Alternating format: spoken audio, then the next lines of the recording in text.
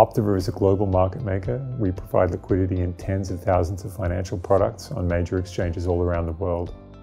Our engineers work to understand technology deeply and find simple solutions to complex problems, and Python is the perfect tool for that.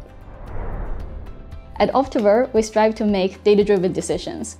To facilitate that, my team is there to provide this high-volume, high-precision market data to the rest of the firm. We use Python to build a specialized data pipeline.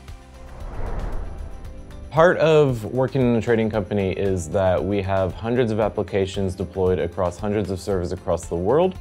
So what we want to do is we want to monitor and control that and keep that all in a centralized view that we can see all of production at once. My job is to improve the way our trading systems work, and there are two aspects of that. One is to improve our connections to exchanges globally, and the other is to make sure our systems work under busy market conditions. In my team, execution research, everything starts from data. After getting the data, we do our research and analysis on this data to test our ideas. And then finally, we have to get it in an output format such that trading or trading strategies can pick this up. And this whole workflow almost exclusively works in Python.